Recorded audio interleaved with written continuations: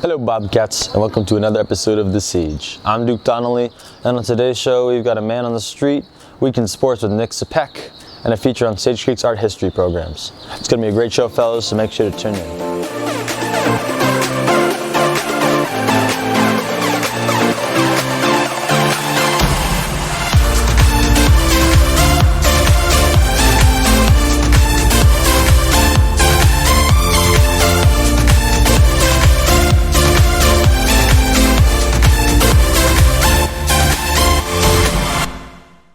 I'm not going to school next year. Today's man on the street is about how students feel about going to school next year. Now we've got Evan Humphrey, Jacob Case, and Jacob Fletcher out on the field. There's one Jacob, not two, is Jason Chase. Everyone can agree that the past year has been crazy, and we're all looking forward to the new year. So we interviewed some students to see what they're most excited for in the upcoming school year. What are you most excited for next school year? I'm most excited for no COVID rules, so we can do pep rallies and dances and everything like that. I'm excited for everything to go back to normal, mainly. Going to college and probably surfing more, because I'll have more time. I'm excited to start later, because then I can sleep in more. Having a complete track season with more invitationals. And once COVID's over, what's the first thing you want to do? I want to go roller skating. That's the first thing I want to do. I kind of want to go to the movies. I know they're open right now, but not have to wear masks. We're able to eat inside. Probably being able to hang out with my friends without social distancing and being far apart, you know? Leave the country, the state, Travel.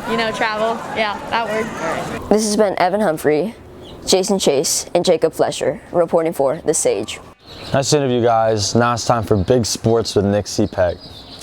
Hello Sage Creek, I'm Cepek with this week's sports update. On Monday, varsity baseball defeated Torrey Pines by a score of 8-6. They will play Cathedral Catholic today at 3:30. Tomorrow, varsity softball will play at Cathedral Catholic at 4. On Thursday, girls and boys varsity basketball will play Oceanside at 5:30 and 7 respectively. On Monday, boys varsity volleyball lost La Costa Canyon by a score of 3-2.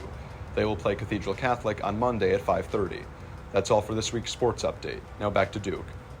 I love sports, but as much as I love sports, I love art history just a little bit more.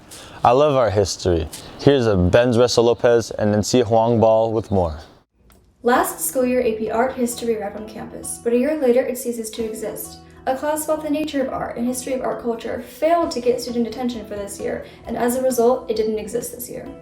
We took it upon ourselves to spread the word, since AP Art History challenges unique skills that can't be found in other classes. We could not offer the class this current school year because we didn't have high enough numbers for enrollment.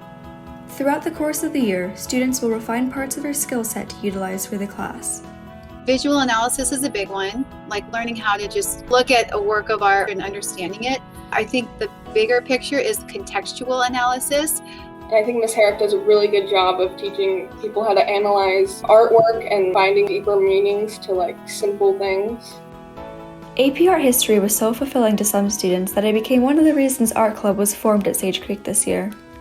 Given the fact that art history class is an AP class and you have the College Board's curriculum, the Art History Club could take a more interesting scale.